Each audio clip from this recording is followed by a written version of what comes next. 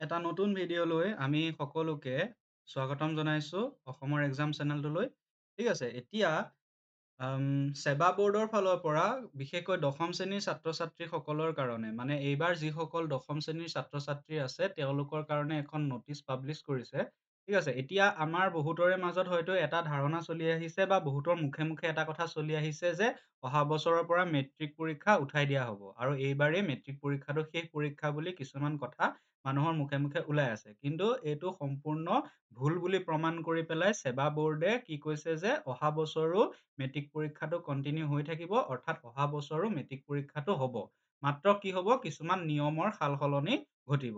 গতিকে মই আমাৰ দশম শ্ৰেণীৰ ছাত্ৰ-ছাত্ৰীসকলক ক'ব বিচাৰিছোঁ যে তোমালোকে কোনো ভয় খাব নালাগে। আচলতে কিছুমান আগৰ পৰা চলি অহা নিয়ম কিছুমান মাত্ৰ সলাই দিয়া হৈছে, অকণমান নতুন কৰি দিয়া হৈছে। গতিকে ষ্টুডেণ্টসকলে ভয় খাব নালাগে একেবাৰে। ঠিক আছে?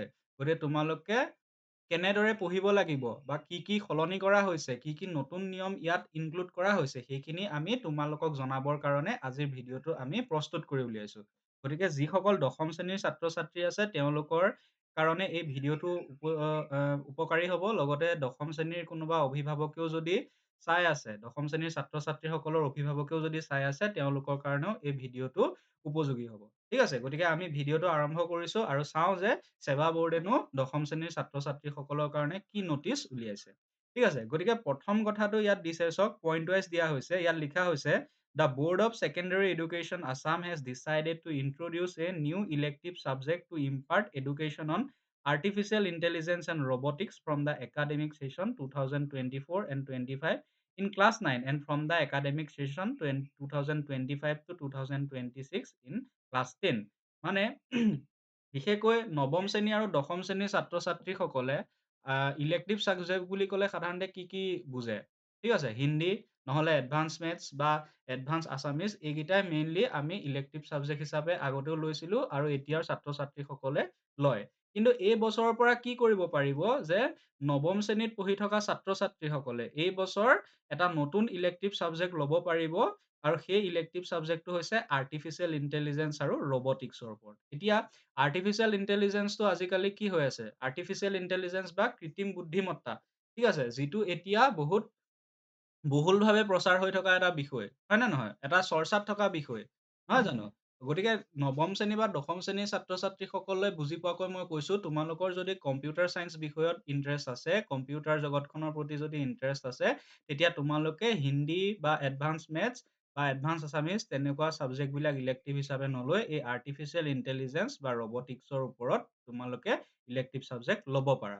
আৰু এই বছৰ কেৱল নৱম শ্ৰেণীৰ ছাত্ৰ-ছাত্ৰীসকলে ল'ব পাৰিব আৰু অহা বছৰৰ পৰা ডেট মিনছ ২০২৫ চনৰ পৰা দশম শ্ৰেণীৰ ছাত্ৰ-ছাত্ৰীসকলে ল'ব পাৰিব। গতিকে এই বছৰ যিসকল ছাত্ৰ-ছাত্ৰীয়ে নৱম শ্ৰেণীত আ উত্তীৰ্ণ হৈছে, সেই নৱম শ্ৰেণীৰ ছাত্ৰ-ছাত্ৰীসকলে আৰ্টিফিচিয়েল ইন্টেলিজেন্স এণ্ড ৰবটিক্স বিষয়টো ইলেক্টিভ ছাবজেক্ট হিচাপে ল'ব পাৰিব, যদি সেই বিষয়টোত তোমালোকৰ ইন্টাৰেষ্ট আছে। ঠিক আছে? আৰু ইয়াত কি কৈছে যে the PDF version of the text book, ঠিক আছে? কি কৈছে? "The PDF version of the text book is available in the official website of SEBA in the text book section." মানে ছেবাৰ যিটো অফিচিয়েল ৱেবছাইট আছে, সেই ছেবাৰ অফিচিয়েল ৱেবছাইটত থকা টেক্সট বুক ছেকশ্যনত গৈ পেলাই তোমালোকে সেই কিতাপখনৰ অৰ্থাৎ আৰ্টিফিচিয়েল ইন্টেলিজেন্স এণ্ড ৰবটিক্সৰ ওপৰত যিখন টেক্সট বুক ছেবা বৰ্ডে পাব্লিছ কৰিছে, তাৰ PDFটো তোমালোকে ডাউনলোড কৰিব পাৰা। ঠিক আছে? আকৌ এটা লিংক দি থৈছে, এই লিংকটোৰ পৰা গৈও তোমালোকে সেই বুকখনৰ PDFটো ডাউনলোড কৰিব পাৰা। ঠিক আছে? আকৌ the book can also' be obtained from the open market. ঠিক আছে? বা যিবিলাক বুক ষ্টলবিলাক থাকে, সেই বুক ষ্টলবিলাকৰ পৰাও তোমালোকে আৰ্টিফিচিয়েল ইন্টেলিজেন্স আৰু ৰবটিক্সৰ কিতাপবিলাক মানে কিনিব পাৰিবা। ঠিক আছে? এতিয়া আহিছোঁ আমি প্ৰেক্টিকেল ছাবজেক্টবিলাকৰ ওপৰত আৰু প্ৰেক্টিকেল মাৰ্কৰ ক্ষেত্ৰত কেনেকুৱা চেঞ্জ কিছুমান আনিছে সেইটোত আমি চাব লাগিব। এতিয়া দিয়া হৈছে যে the practical marks of all vocational subjects. Vocational ছাবজেক্টত কি কি পৰে? আৰ্টিফিচিয়েল ইন্টেলিজেন্স এণ্ড ৰবটিক্স, কৃত্ৰিম বুদ্ধিমত্তা, জাৰ্মেণ্ট ডিজাইনিং, ঠিক আছে? Woodcraft, music, dance, yoga and physical education. এতিয়া আৰু ফাইন আৰ্ট, হোম চায়েন্স, ৱেভিং and textile design and all subjects under NSQF। এতিয়া এইকেইটা ছাবজেক্টৰ ভিতৰত বহুতৰে হয়তো কিছুমান ছাবজেক্ট আছে এইকেইটা ছাবজেক্টৰ ভিতৰত, হয়নে? কিছুমানে মিউজিকটো ছাবজেক্ট হিচাপে লয়, ডেন্সটো ছাবজেক্ট হিচাপে লয়, য়োগাটো ছাবজেক্ট হিচাপে লয়। গতিকে সেইবিলাকৰ প্ৰেক্টিকেল মাৰ্কৰ ক্ষেত্ৰত কি হ'ব? shall be 50% from the academic season 2024 and 25 অৰ্থাৎ এইটো একাডেমিক সেশন 24 and 25 বুলি কৈছে মানে এই বছৰৰ পৰা কথা কৈছে অৰ্থাৎ এই বছৰৰ পৰা এই ভকেচনেল সাবজেক্ট বিলাকৰ প্ৰেক্টিকেল মাৰ্কটো কিমান হ'ব 50% হ'ব বুলি কৈছে ঠিক আছে 50% ৰিটেন থাকিব আৰু 50% তোমালোকৰ কি হ'ব প্ৰেক্টিকেল মাৰ্ক হ'ব বুজি পাইছা আনহাতে 3 নম্বৰ পইণ্টত দিছে the practical marks for computer science and commerce will be 30% as before ঠিক আছে আৰু পিছে কম্পিউটাৰ চায়েন্স আৰু কমাৰ্চৰ যিটো প্ৰেক্টিকেল মাৰ্কছ সেইটো আগৰ দৰেই 30% থাকিব বুলি ইয়াত উল্লেখ কৰিছে ঠিক আছে এতিয়া 4 নম্বৰ পইণ্টটো বহুত ইম্পৰ্টেণ্ট এটা পইণ্ট সেই পইণ্টটোত কি কৈছে যে the district level internal examination committee will conduct the practical exam for all subject ঠিক আছে মানে এতিয়া চোৱা তোমালোকৰ আগতে কি হৈছিলে প্ৰেক্টিকেল সাবজেক্ট বিলাক কি হৈছিলে চেণ্টাৰত হৈছিলে হয় নহয় কিছুমান চেণ্টাৰ চিলেক্ট কৰি দিছিলে আৰু চেণ্টাৰত গৈ পেলাই তোমালোকে সেই প্ৰেক্টিকেল এক্সামবোৰ দিবলগীয়া হৈছিলে কিন্তু এতিয়া কি কৰিছে তেনেকুৱা চেণ্টাৰত প্ৰেক্টিকেল এক্সাম পতা ফেচিলিটিটো এতিয়া উঠাই দিছে তেনেকুৱা ধৰণৰ চিষ্টেমটো এতিয়া উঠাই দিছে এতিয়া কি কৰিব এটা জিলা ভিত্তিক এখন পৰীক্ষা কমিটি গঠন কৰি দিব ঠিক আছে জিলা ভিত্তিক এখন পৰীক্ষা কমিটি গঠন কৰিব আৰু সেই জিলা ভিত্তিক পৰীক্ষা কমিটিখনে কি কৰিব সেই প্ৰেক্টিকেল এক্সাম বিলাক কণ্ডাক্ট কৰিব ঠিক আছে মানে ধৰি লোৱা তুমি যিখন ডিষ্ট্ৰিক্টৰ পৰা বিলং কৰা ধৰি লোৱা এজন ষ্টুডেণ্ট যেনিবা লখিমপুৰ ডিষ্ট্ৰিক্টৰ এজন ষ্টুডেণ্ট তেতিয়া সেই ষ্টুডেণ্টজনে কি কৰিব সেই লখিমপুৰ ডিষ্ট্ৰিক্টৰ আণ্ডাৰত যিখন কমিটি নিৰ্ধাৰণ কৰিব সেই কমিটিখনৰ আণ্ডাৰত সেই প্ৰেক্টিকেল এক্সাম বিলাক দিব লাগিব অৰ্থাৎ সেইটো হলে কি হ'ব যে প্ৰত্যেকখন ডিষ্ট্ৰিক্টৰ কাৰণে প্ৰেক্টিকেল এক্সামবোৰ একেধৰণে হ'ব ঠিক আছে অৰ্থাৎ লখিমপুৰ ডিষ্ট্ৰিক্টৰ যিমানবোৰ ছাত্ৰ ছাত্ৰী আছে প্ৰত্যেকৰে কাৰণে প্ৰেক্টিকেল এক্সামটো কি হ'ব একেই হ'ব বুজি পালানে লখিমপুৰ ডিষ্ট্ৰিক্টৰ ছাত্ৰ ছাত্ৰীসকলে একেখন পেপাৰে প্ৰেক্টিকেল এক্সাম হিচাপে দিব লাগিব যেতিয়া এই সুবিধাটো কৰি দিব ঠিক আছে নেক্সট কি কৈছে চোৱা পইণ্ট নম্বৰ 5 দা আৰু এটা ইম্পৰ্টেণ্ট পইণ্ট ইয়াত থাকি গৈছে the system of taking practical exam at the centre level is abolished মানে চেণ্টাৰ লেভেলত প্ৰেক্টিকেল এক্সাম পতা যিটো প্ৰক্ৰিয়া চলি আহিছে সেইটো বিলুপ্তি ঘটাইছে এই বছৰৰ পৰা অৰ্থাৎ চেণ্টাৰত কোনো প্ৰেক্টিকেল এক্সাম নহয় জিলা ভিত্তিক হ'ব প্ৰেক্টিকেল এক্সাম বিলাক ঠিক আছে তাৰপিছত কি কৈছে the student must pass in practical examination separately মানে ষ্টুডেণ্ট বিলাকে প্ৰেক্টিকেল এক্সামত মাষ্ট বি কি হ'ব লাগিব পাছ কৰিবই লাগিব অকল থিয়ৰী পাছ কৰিলেই নহ'ব এইবাৰৰ পৰা কি হ'ব লাগিব প্ৰেক্টিকেল এক্সামতো পাছ কৰিব লাগিব বুজি পাইছানে ঠিক আছে এতিয়া নেক্সট পইণ্টটো কি কৈছে student have to secure pass mark in both M C Q and descriptive question separately মানে এতিয়া চোৱা ক্লাছ 10ৰ যিখন কি হয় পেপাৰ থাকে HSLC যিখন পেপাৰ থাকে সেই পেপাৰত কি থাকে 100 মাৰ্কছ টোটেল থাকে হয়নে 100 মাৰ্কছ টোটেল থাকে তাৰে ইণ্টাৰনেল মাৰ্ক কিমান থাকে 10 মাৰ্ক ইণ্টাৰনেল মাৰ্ক থাকে হয় নহয় ইণ্টাৰনেল এছেচমেণ্টত 10 মাৰ্ক থাকে আৰু বাকী কিমান থাকে MCQ থাকে MCQ থাকে 45 মাৰ্কছৰ আৰু থিয়ৰী বা যিটো ডেছক্ৰিপটিভ কুৱেশ্যন ঠিক আছে ৰচনাধৰ্মী যিবিলাক প্ৰশ্ন সেইবিলাক কিমান থাকে 45 থাকে তো সকলোৱে বুজি পোৱাকে মই থিয়ৰী বুলি কৈছো MCQ থাকে 45 মাৰ্কছত থিয়ৰী থাকে 45 মাৰ্কছত এতিয়া আগতে কি হৈছিলে আগতে এই MCQ আৰু থিয়ৰী মিলাই 5 মাৰ্কটো আহিছিলে ঠিক আছে কিছুমানে ধৰি লোৱা MCQত কম নম্বৰ পালে কিন্তু থিয়ৰীত বহুত বেছি নম্বৰ পাই গ'ল তেতিয়াও সিহঁতি পাছ হৈ যাব বা কিছুমানে যদি ধৰি লোৱা MCQত বহুত বেছি মাৰ্ক পাই গ'ল থিয়ৰীত কম নম্বৰ পাই গ'ল তেতিয়াও সিহঁতি পাছ কৰি যাব হয় নহয় অৰ্থাৎ MCQ আৰু থিয়ৰী মিলাই পেলাই যিটো মাৰ্কছ পাইছিলা তাৰ পৰাই আমি পাছিং মাৰ্কটো আহিছিলে হয়নে কিন্তু এইবাৰৰ পৰা কি হ'ব লাগিব বুলি কৈছে যে MCQটো পাছ কৰিব লাগিব থিয়ৰীটো পাছ কৰিব লাগিব ঠিক আছে আগতে যদি তুমি ধৰা MCQত যেনিবা 5 মাৰ্কটো নাপালা MCQত যেনিবা ফেইল হ'লা আৰু থিয়ৰীত যেনিবা বহুত বেছি মাৰ্ক পাই গ'লা তেতিয়াও তুমি পাছ হৈ যাবা ঠিক আছে কাৰণ মাৰ্কছটো কভাৰ হৈ যাব বা থিয়ৰীত যেনিবা ফেইল হ'লা কিন্তু MCQত যেনিবা বহুতখিনি মাৰ্কছ পাই গ'লা তেতিয়াও তুমি পাছ হৈ যাবা কাৰণ কভাৰ হৈ যাব কিন্তু এতিয়া বা কি হ'ব তুমি MCQটো পাছ কৰিব লাগিব মানে MCQ ছেকশ্যনত থকা কুৱেশ্যনখিনিতো পাছ মাৰ্কটো পাব লাগিব আৰু থিয়ৰী ছেকশ্যনৰ কুৱেশ্যন বিলাকতো তোমালোকে পাছিং মাৰ্কটো পাব লাগিব বুলি কৈছে ঠিক আছে আকৌ কি কৈছে যে 50% of internal assessment mark will be added with the marks secured in MCQ and remaining 50% with the marks secured in descriptive questions. In that case, pass marks for MCQ portion shall be 13. Pass mark for internal assessment in MCQ will be two and similar for descriptive question portion also'. মানে এইটো মই তোমালোকক অকণমান বুজাই দিব বিচাৰিছোঁ। ঠিক আছে, ইয়াত তোমালোকে এতিয়া মন দি চাবা। তোমালোকৰ পেপাৰখন টোটেল কিমান মাৰ্কছৰ হয়? টোটেল থাকে তোমালোকৰ 100 মাৰ্কছ, হয় নহয়? টোটেল থাকে 100 মাৰ্কছ। এতিয়া ধৰি লৈছোঁ তোমালোকৰ যেনিবা ইণ্টাৰনেল এছেচমেণ্ট মানে স্কুলৰ পৰা যিটো মাৰ্ক দিয়ে সেইটো হৈছে যেনিবা তোমাৰ 10 মাৰ্কছ, হয় নহয়? 10 মাৰ্কছ। এতিয়া MCQ থাকে তোমাৰ কিমান? 45 মাৰ্কছৰ, হয় নহয়? MCQ আহে 45 মাৰ্কছৰ আৰু যিবোৰ ডেছক্ৰিপটিভ কুৱেশ্যন বা ৰচনাধৰ্মী যিবিলাক প্ৰশ্ন, ঠিক আছে? ডেছক্ৰিপটিভ যিবোৰ ৰচনাধৰ্মী প্ৰশ্ন তেনেকুৱা আহে কিমান? 45 মাৰ্কছৰ। এতিয়া টোটেল 100 হৈ গ'ল নে নাই? চোৱা 45 আৰু 45 মিলাই কিমান হ'ল? 90 মাৰ্কছ আৰু ইণ্টাৰনেল এছেচমেণ্টৰ 10 মাৰ্কছটো মিলাই পেলাই টোটেল কিমান হৈ গ'ল? 100 মাৰ্কছ হৈ গ'ল। এতিয়া আগলৈকে কি হৈ আছিলে মানে যোৱা বছৰলৈকে কি হৈছিলে? ষ্টুডেণ্টে পাছ কৰিবলৈ হ'লে দুয়োটাতে মিলাই পেলাই পাছিং মাৰ্কটো আহি গ'লেই হৈ যায়। ঠিক আছে? মানে MCQ আৰু ডেছক্ৰিপটিভ দুয়োটা মিলাই পেলি যিটো মাৰ্কছ পোৱা আৰু তাৰ লগত ইণ্টাৰনেল মাৰ্কটো লগাই পেলাই তোমালোকৰ পাছিং মাৰ্কটো আহি যায়। ঠিক আছে? এতিয়া 100ৰ ভিতৰত পাছ কৰিবলৈ তোমালোকক কিমান লাগে? 30 লাগে, হয় নহয়? এতিয়া 10ৰ ভিতৰত যেনিবা তোমাক কিমান দিলে? 5 মাৰ্ক দিলে। ঠিক আছে? আৰু MCQত যেনিবা তুমি পালা কিমান? 10 মাৰ্কছ পালা যেনিবা ধৰি লোৱা। MCQত পালা তুমি 10 মাৰ্কছ। ঠিক আছে? আৰু ডেছক্ৰিপটিভত যেনিবা তুমি পাই গ'লা 15 মাৰ্কছ। এতিয়া টোটেল কিমান হৈ গ'ল? 30 মাৰ্কছ হৈ গ'ল নে নাই? গতিকে 30 মাৰ্কছত তুমি কি হৈ গ'ল? পাছ হৈ গ'ল। এতিয়া আগৰ দিন হোৱা হ'লে মানে যোৱা বছৰ হোৱা হ'লে কি হৈ গ'লহেঁতেন? এই ষ্টুডেণ্টজন পাছ হৈ গ'লহেঁতেন। কিন্তু এইবাৰৰ পৰা সেইজন ষ্টুডেণ্ট পাছ নহ'ব। কাৰণ কিয়?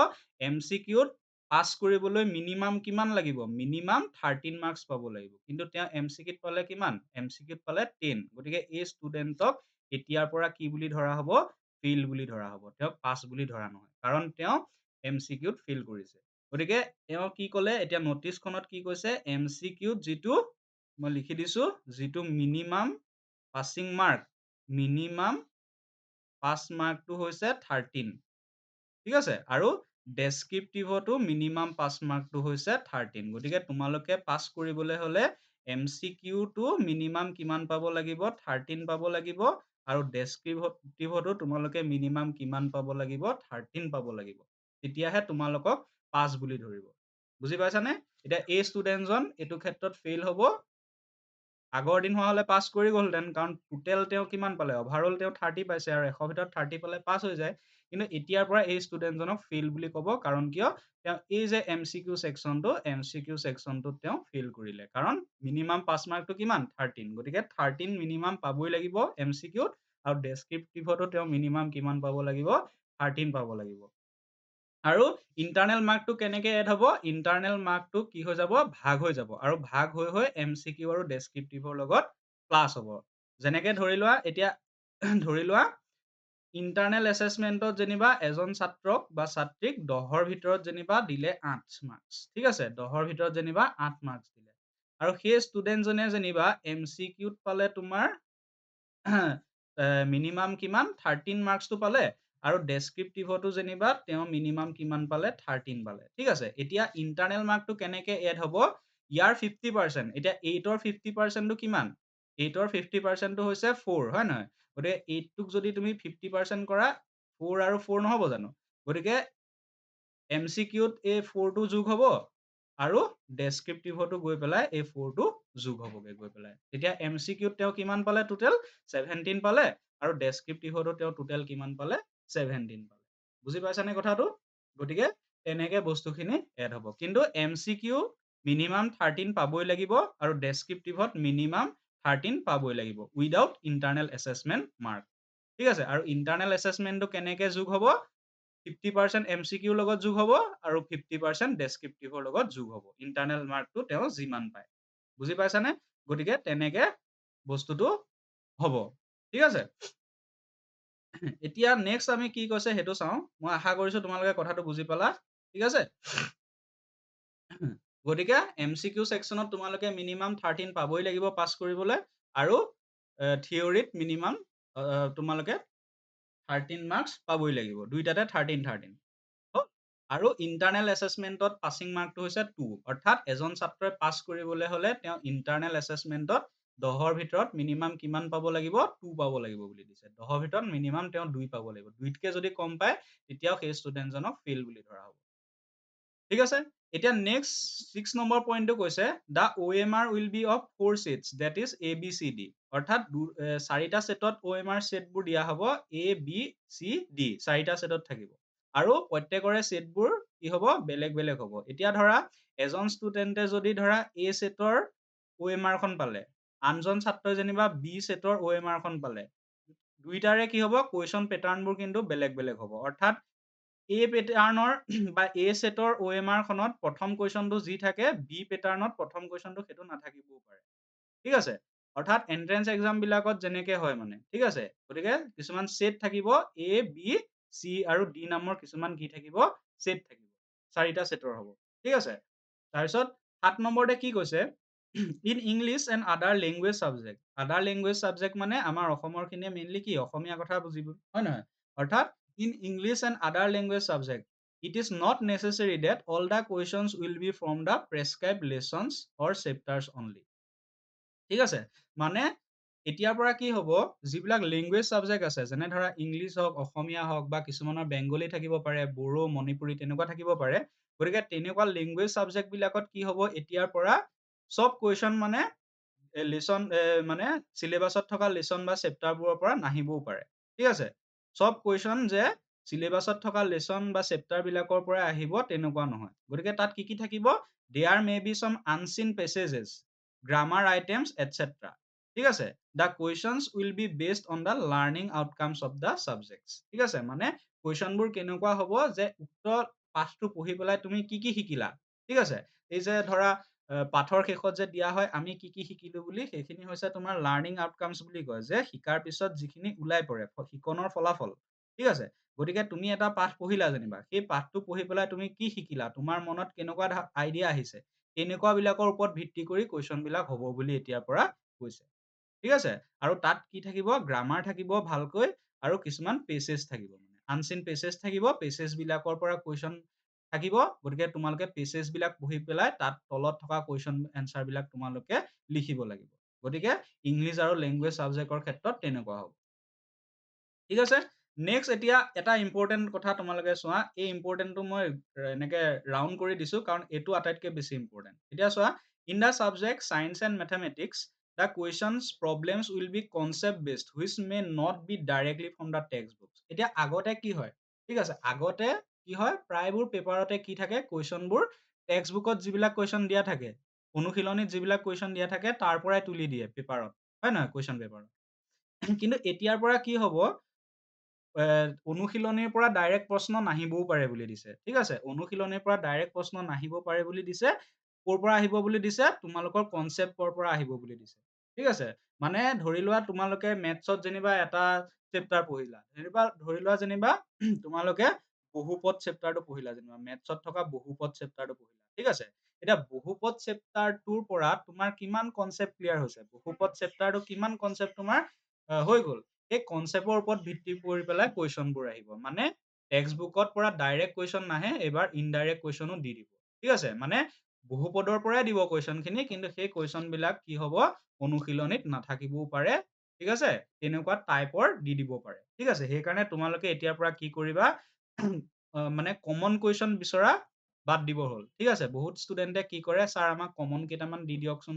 পৰীক্ষাত অহা গতিকে এতিয়াৰ পৰা তোমালোকে কমন বিচাৰিবলৈ গ'লে তোমালোকে কিন্তু বহুত ঠগ খাবা সেইকাৰণে তোমালোকে কি কৰিবা বিজ্ঞান আৰু গণিত বিষয়ৰ কনচেপ্টটো ক্লিয়াৰ কৰিবলৈ চেষ্টা কৰিবা মানে সেই গণিত বা বিজ্ঞানৰ সেই পাঠটোৱে তোমালোকক কি বুজাব বিচাৰিছে সেই বুজাব বিচৰাটো তোমালোকে ক্লিয়াৰ কৰিবলৈ চেষ্টা কৰিবা আৰু সেই কনচেপ্টটো যেতিয়া তোমাৰ ক্লিয়াৰ হ'ব তেতিয়া সেই পাঠৰ পৰা যিকোনো কুৱেশ্যন আহিলেও তোমালোকে সেইখিনি চল্ভ কৰিব পাৰিবা ঠিক আছে গতিকে এইটো কথা একদম ভালদৰে মনত ৰাখি লোৱা যে অনুশীলনীৰ পৰা ডাইৰেক্ট কুৱেশ্যন এইবাৰ নাহে গতিকে এই ক'ৰবাৰ পৰা বজাৰৰ পৰা গাইড বুক আনি বা নোটছ আনি পেলাই কুৱেশ্যনবোৰৰ এনচাৰবোৰ চাই সেই এনচাৰবোৰ মুখস্থ কৰিলে তোমালোকে নম্বৰ পাই যাবা বুলি ভবাটো তোমালোকৰ বহুত ডাঙৰ ভুল হ'ব ঠিক আছে সেইকাৰণে কনচেপ্ট ক্লিয়াৰ কৰিবলৈ চাবা বিজ্ঞান আৰু গণিতত এতিয়া চোৱা কি কৈছে even questions from examples and references may be included in question paper এতিয়া কি ক'লে পাঠ্যপুথিত যিবোৰ উদাহৰণৰ প্ৰশ্ন থাকে, এতিয়া আমি সাধাৰণতে কি কৰোঁ, পাঠ্যত থকা উদাহৰণৰ যিবিলাক প্ৰশ্ন থাকে সেইবোৰ আমি নাচাওঁৱে, সেইবোৰ আমি skip কৰি দিওঁ। এতিয়াৰ পৰা কি হ'ব,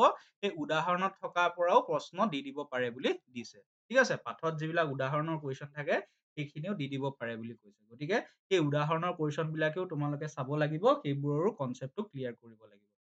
ঠিক আছে?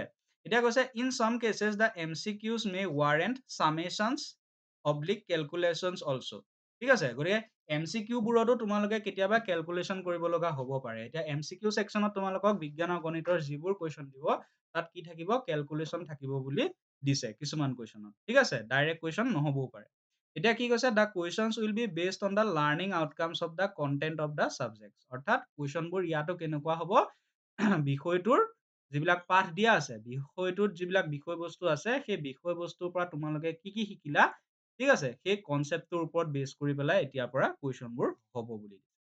ঠিক আছে? গতিকে তোমালোকে বাৰু ভয় খাইছা নেকি? ভয় খাব নালাগে, অকমান নিয়মটো সলনি কৰিছে। ঠিক আছে? এইটো কেনেকুৱা হ'ব কি কথা সেইবোৰ তোমালোকৰ লগত আমি নিশ্চয় আলোচনা কৰিম। তোমালোকে আমাৰ লগত সহযোগ কৰিবা। ঠিক আছে? একদম ধুনীয়া হ'ব তোমালোকৰ চবৰে পৰীক্ষা, কোনো ভয় খাব নালাগে। আমি অসমৰ exam চেনেলটো তোমালোকৰ লগত আছো। ঠিক আছে? এতিয়া next আমি চাব লাগিব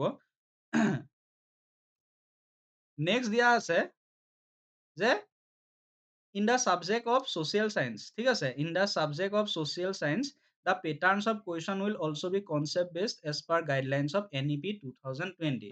এতিয়া new education policy কথা তোমালোকে নিশ্চয় শুনিছা। ঠিক আছে? নতুন শিক্ষানীতি। নতুন শিক্ষানীতি 2020 চনত যে আহিছিলে, সেই নতুন শিক্ষানীতিয়ে যিখিনি guideline দিছে, সেই guideline ৰ কাৰণে এই কিছুমান নিয়মৰ সাল সলনি কৰা হৈছে। গতিকে এই NEP 2020 এইখনৰ guideline অনুসৰি social science ৰ ক্ষেত্ৰতো কি হ'ব, যিবোৰ question pattern হ'ব, সেই question pattern খিনি কি হ'ব, concept based হ'ব।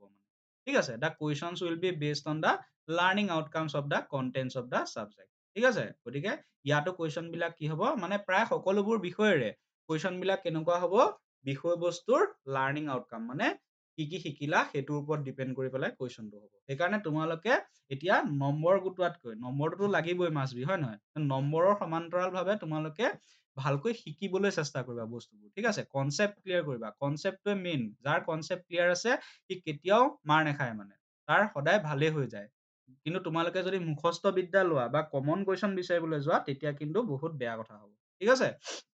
এতিয়া ধৰা এটা উদাহৰণ মই দি দিছো, সমাজ বিজ্ঞানত যেনিবা আগতে question আহে যে আহোম ৰাজ্যৰ আহোম বংশৰ পতনৰ কাৰণসমূহ লিখা। তেনেকুৱা ধৰণৰ question আহে, হয় নহয়? আহোম বংশৰ পতনৰ কাৰণসমূহ লিখা। গতিকে সেইবোৰ কি হৈ যায়, direct question হৈ যায়। ঠিক আছে? কাৰণ সেইবোৰ কিতাপত চালা, তুমি কিতাপখন মুখস্থ কৰিও লিখি দিব পাৰা, হয় নহয়? এতিয়া question বোৰ ধৰা কেনেকুৱা হ'ব, যে আহোমসকলে অসমলৈ কেনেকুৱা অৱদান আগবঢ়াই থৈ গৈছে। ঠিক আছে? আহোমসকলে অসমলৈ কেনেকুৱা অৱদান আগবঢ়াই থৈ গৈছে, বা ইংৰাজসকল যদি ভাৰতলৈ নাহিলেহেঁতেন, ঠিক আছে? ইংৰাজসকল যদি ভাৰতলৈ নাহিলেহেঁতেন, তেতিয়া ভাৰতৰ কি কি উপকাৰ হ'লহেঁতেন বা কি কি অপকাৰ হ'লহেঁতেন। ঠিক আছে? তেনেকুৱা question দি দিব। এতিয়া চোৱা, ইংৰাজসকল ভাৰতলৈ আহিলে কি কি অপকাৰ হ'লহেঁতেন বা কি কি উপকাৰ হ'লহেঁতেন। তেনেকুৱা ধৰণৰ question তুমি attempt কৰিবলৈ যাওঁতে তোমাৰ গোটেই concept টো clear হ'ব লাগিব যে ইংৰাজসকলে ভাৰতৰ কাৰণে কি কি কৰিলে, কি কি নকৰিলে, হয় নহয়? তেতিয়াহে তোমালোকে তেনেকুৱা question বোৰ solve কৰিব পাৰিবা, হয় নহয়? গতিকে তেনেকে তোমালোকে concept বোৰ clear কৰিবলৈ চাবা। ঠিক আছে? তাৰপিছত কি দিছে 3 নম্বৰ পইণ্টটো, যে the patterns of questions for other subjects including the vocational subjects will be also be changed as per guidelines of NEP 2020. মানে ৰাষ্ট্ৰীয় শিক্ষানীতি 2020 চনৰ guideline অনুসৰি, ঠিক আছে? নীতি নিৰ্দেশনা অনুসৰি বাকী যিবিলাক vocational subject আছে, যেনে ধৰা yoga, dance, music, সেইবিলাকৰো question pattern বিলাক কি হ'ব, change হ'ব বুলি দিছে। এতিয়া বাকী যিখিনি point দিছে, সেই point খিনি শিক্ষকসকলৰ কাৰণে mainly, গতিকে এইখিনি আমি discuss নকৰো। আমি 10 নম্বৰ পইণ্টলৈকে আলোচনা কৰিলো। গতিকে আশা কৰো তোমালোকে এই যিখিনি সলনি হ'ব, সেই সলনিখিনি বুজি পালা। ঠিক আছে? এতিয়া চোৱা,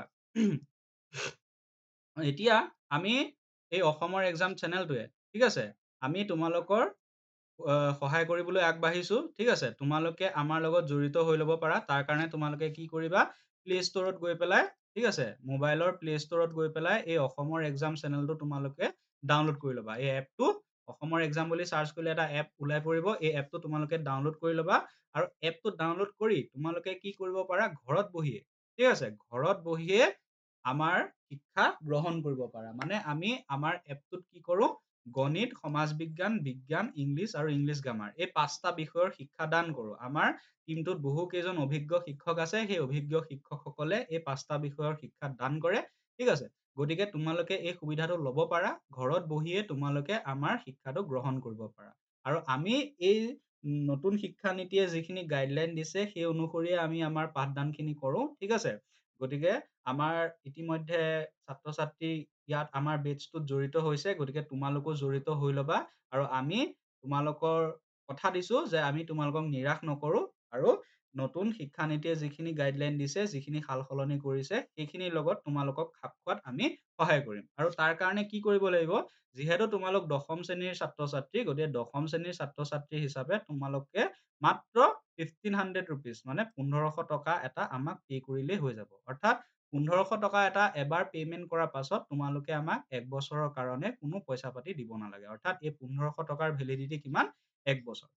ঠিক আছে? গতিকে এই মাত্ৰ ১৫০০ টকাতে যিটো ওৱান টাইম পে'মেন্ট হয়, সেই ১৫০০ টকাতে এবছৰৰ কাৰণে আমি তোমালোকক এই টোটেল ৫টা ছাবজেক্টৰ শিক্ষা দান কৰিম। ঠিক আছে?